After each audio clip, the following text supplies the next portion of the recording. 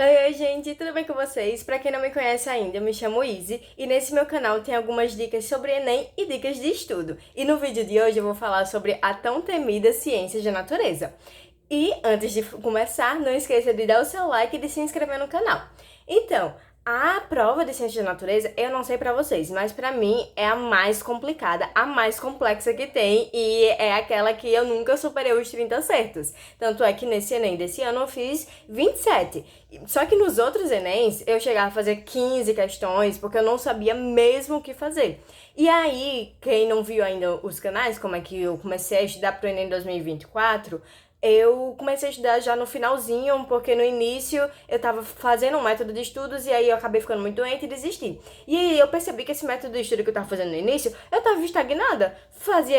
Todo simulado que eu fazia era sempre os 15 acertos, sempre os 15 acertos. E aí lá pro final, faltando 2 meses e meio mais ou menos pro Enem, eu comecei a pegar mais firme. Foi quando eu consegui sair dos 15 acertos pros 27 acertos. E aí já foi aquele negócio, né? E apesar, como eu já falei em algumas outras aulas, eu poderia ter feito mais questões em ciências da natureza, mas acabei me distraindo, eu tive muita falta de atenção durante a prova, então acabava que errava muitas coisas. E eu também fui sempre aquele negócio, eu não sei se vocês já viram, que o povo fala muito aqui. Eu estudei o suficiente pra saber qual é a errada, mas eu não estudei o suficiente pra saber qual é a certa.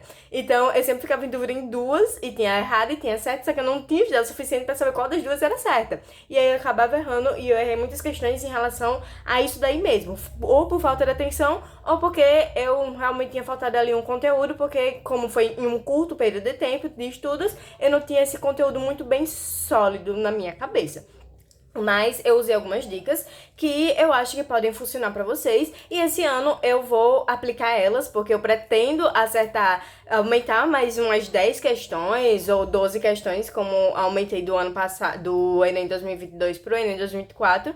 Então eu pretendo aumentar esse número aí, e aí eu vou usar algumas dicas que eu usei aqui. Não sou nenhuma especialista, como eu sou em matemática, né, que eu sou professora, mas em ciência da natureza eu vou usar algumas coisas aqui, alguns artefatos pra melhorar, até porque é a minha maior dificuldade, como eu já falei pra vocês. Mas sem mais delongas, vamos iniciar falando qual é a primeira dica. A primeira dica, como eu sempre trago, né, o meu caderninho aqui, pra quem não conhece, eu sempre trago esse caderninho pra não esquecer de nenhuma dica e sempre falar tudo.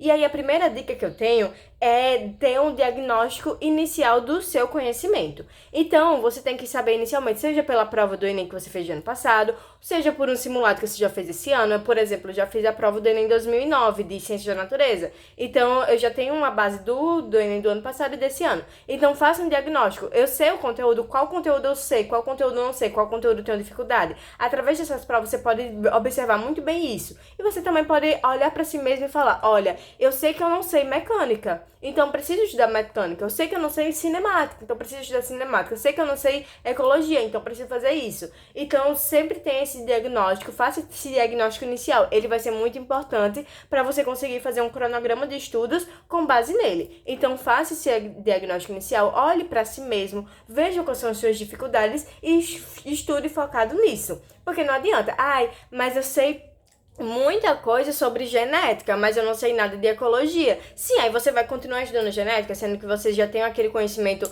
muito bem feito em genética? Não, é claro que você vai revisar, porque é muito importante. Mas inicie estudando outra coisa, que isso aí vai melhorando, tá certo? Então essa daí é a primeira dica, que é o diagnóstico inicial do conhecimento. Outra coisa é o análise de desempenho e correção de erros. Isso daí foi algo que eu fiz muito quando eu estava lá no finalzinho, faltando os 2 meses para o Enem.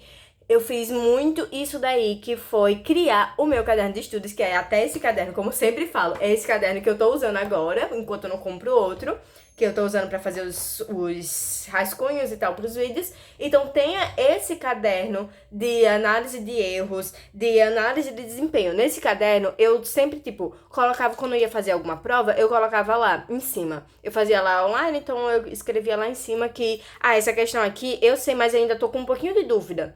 Ou essa questão aqui eu não sei. Ou quando eu fosse corrigir, essa questão aqui eu errei por falta de atenção, porque eu não li tal palavra. Então eu sempre colocava lá. Então, todas as provas que eu fazia, eu sempre fazia essa análise de erro. Então, eu olhava E falava, pronto, esse erro, essa daqui eu não sei por falta de conteúdo. Nesse caderninho eu colocava aqui qual era o conteúdo e nesse caderninho mesmo eu colocava aqui a explicação desse conteúdo. Eu fazia o estudo a partir desse conteúdo e fazia essa explicação. E eu acho isso muito interessante fazer, esse análise de desempenho que você tem. E aí você vai pegando, essa questãozinha eu não sei por causa disso, e coloca nesse caderno. E aí você também faz, depois quando tava muito mais perto mesmo do Enem, eu comecei a fazer, não aqui, mas eu botava no Docs, todas as questões que eu errava, eu colocava lá. E aí, toda semana, todos os dias, eu resolvia pelo menos 5 questões que eu tinha errado, colocando lá a explicação do porquê eu coloquei agora aquela alternativa. O porquê agora aquela alternativa está sendo correta. Porque eu, além de corrigir aquela questão, porque eu sempre corrigia as questões desse caderno aqui, tem a correção e tem os conteúdos, então eu corrigia a questão, botava aqui direitinho como era a explicação, como é que fazia a correção,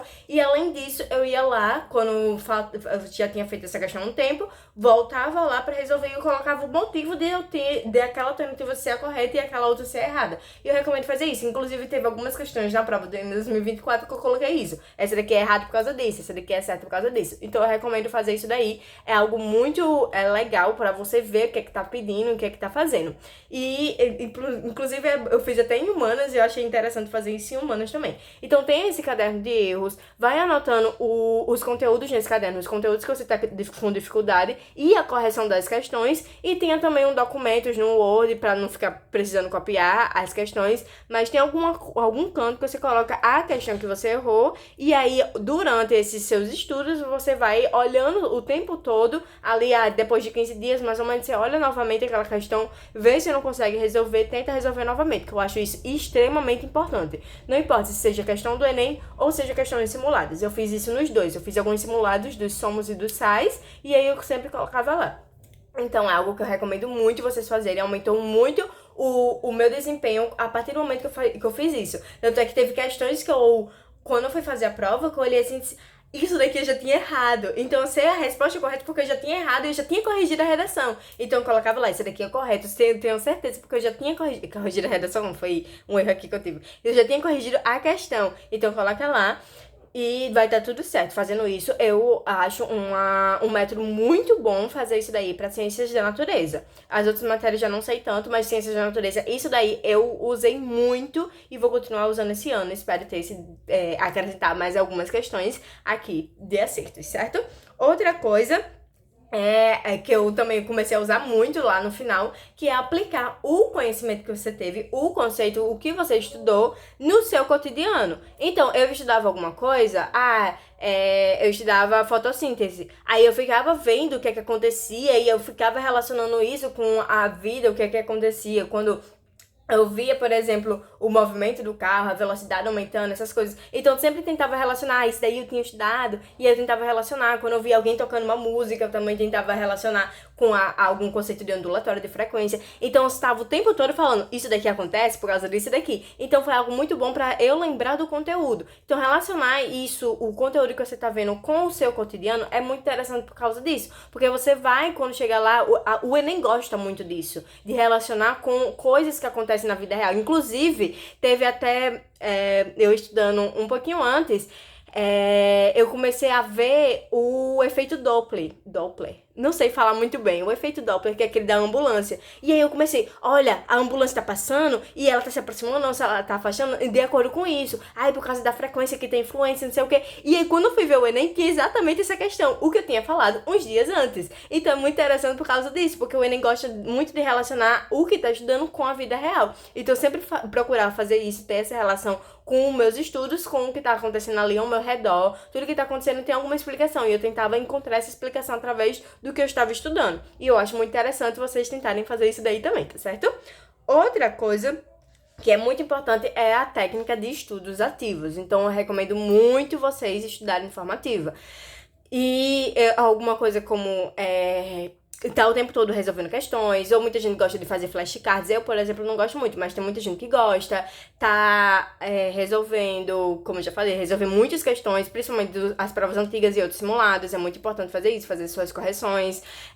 Outro método de estudativo, tem gente que gosta de fazer resumos. Então é muito importante ir fazendo isso. E tem uma técnica muito boa, que é uma que eu já usei, inclusive, e eu vou usar esse ano e irei postar aqui no canal, que é o método de Feynman.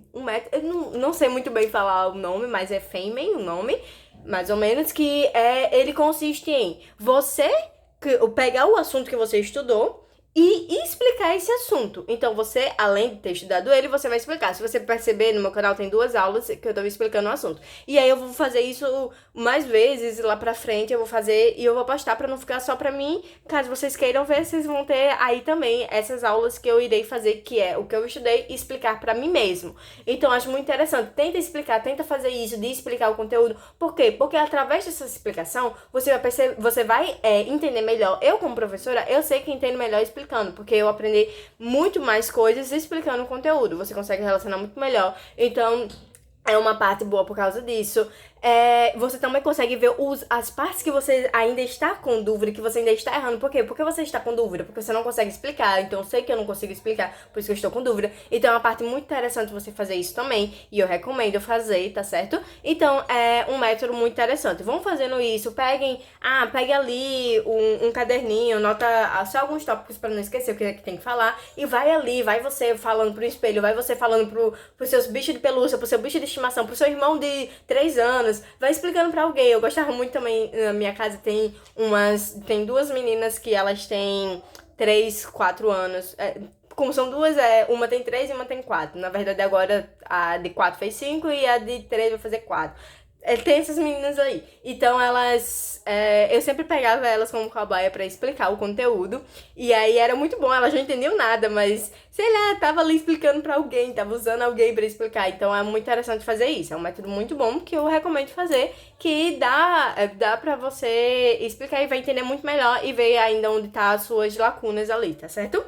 Outra coisa é utilizar recursos multissensoriais. Então, você vê podcasts falando do conteúdo. Eu assistia muito, porque eu ia caminhando para o meu trabalho. Então, em vez de escutar música, eu tava escutando podcasts sobre biologia, sobre doenças de biologia, como ter precaver essa doença e tudo isso. Então, eu sempre escutava esses podcasts falando isso, tentando relacionar algumas coisas. Então, eu gostava muito de fazer isso. Ver videoaulas diferentes de diversos conteúdos. Ver um canal que eu gosto muito é o canal de Ciências todo Dia, que ele sempre tenta relacionar com algum conteúdo. E aí tem muito isso, ele tenta relacionar com a vida real. Então tem muitas coisas que você pode fazer. Ver uma coisa melhor pra você, como muita gente gosta de fazer flashcards. Então se você gosta, faz isso também. Deixa eu ver, outra coisa é diagramas que você pode fazer também, mapas mentais. Então são coisas que vocês podem fazer, tá certo? Então essas daí são as dicas que eu trouxe pra hoje. Espero que vocês tenham entendido e espero que vocês tenham gostado. Vão aplicando essas dicas, que elas são extremamente importantes, principalmente a parte de resolver e relacionar com a vida real, que resolver muitas questões e relacionar isso com a vida real é muito importante. Vocês podem fazer isso desde o início. Muita gente fala, deixa pra fazer lá pro final. Você pode deixar as últimas provas pro final. Você tem tanta prova aí pra resolver que você pode deixar as 2 de 2024 pro final, que é 2024 normal e PPL, ou você pode deixar também 2023 e 2024 para resolver nas últimas semanas. Você pode fazer isso, mas eu recomendo iniciar a de 2009, resolver todas de 2009 desde já. E você também pode pegar alguns simulados, seja a plataforma que você está usando, seja um link do Drive que eu deixei no meu vídeo sobre como estudar de graça, seja o que for, você pode fazer esse uso, tá certo? Então é o que eu recomendo pra vocês. Espero que dê certo esses estudos e vamos seguir, que vai dar tudo certo para o Enem 2025, viu, gente? Então é isso no vídeo de hoje. Espero que tenham entendido, espero que tenham gostado. Não esqueça o like, de se inscrever no canal, de deixar aqui nos comentários o que você achou sobre isso e de compartilhar com algum amigo que também está com essa dificuldade em ciências da natureza e pretende fazer o Enem esse ano, tá certo? Então é isso, tchau, tchau e bons estudos para vocês!